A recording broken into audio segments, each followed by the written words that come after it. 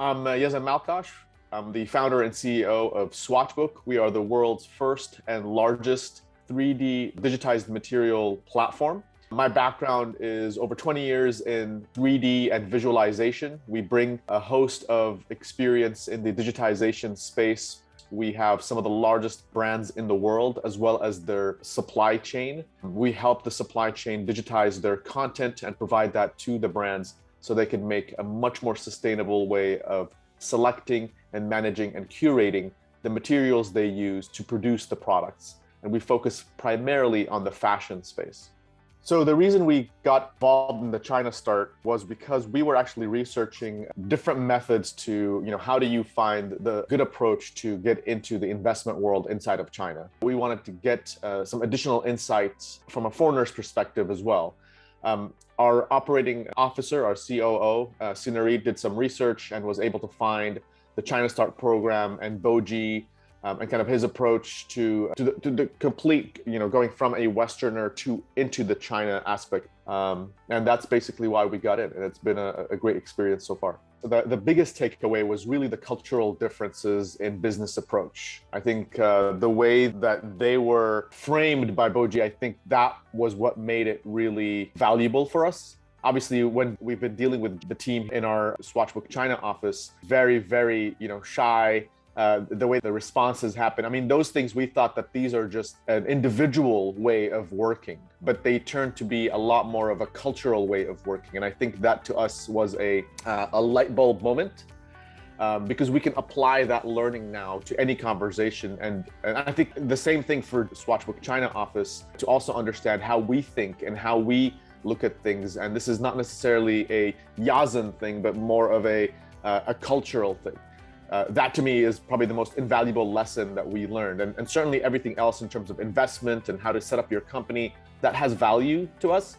But we are extracting much more value from just understanding how do we deal with our own team that we've put together and how do we maximize the communication possibilities. As Jackie said, we've been working together for a couple of years, and had we known that the information that we knew then, we probably could have accelerated more. Even though we still find ourselves pretty successful and pretty happy with where we are, it's just for us that has the most amount of value. And I think this will hopefully make us a much better team moving forward. Biggest one on the lectures was the one slide where Boji had, how foreigners think, where it was like one straight line, and then the Chinese one where they're going around. That explained a lot. That really, it's as simple of a diagram that he's put together. It spoke to exactly, some of the challenges that we had faced in communication. And I don't think it was just, with a foreigner with a Chinese, but even within China to China, when we ask like, why is this customer not doing this or that, even with Jackie and the team, that one diagram really kind of explained it to us. And I think for us, that was probably one of the most valuable, again, the light bulb moment. I remember using WeChat to communicate with our team, like, oh my God, can you believe how this makes so much sense now? This is everything. That's it. This is solving all of our challenges. To me, that was personally, I think, the biggest one. I do think the other lectures on the unicorns and the dragons, on the market analysis of doing business with China, those were all super valuable. But that one slide to me was like, that's it. We got it. Yeah, we've had a couple of investors already approach us. I think we're just waiting to follow up with some of them. Obviously, they're pretty busy. The last batch where we had a ton of people attending, I think it was like 70 or 80 people. We've had already like 5 or 6 inquiries from that. So what I do is basically just thank them for their time, but I also introduce them to Jackie so he can take over the conversation in a more localized manner.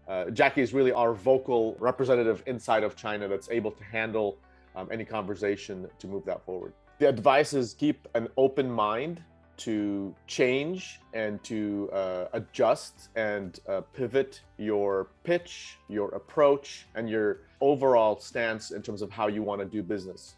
What we've learned even in the last lecture today about regulations and laws in China and how that and licenses.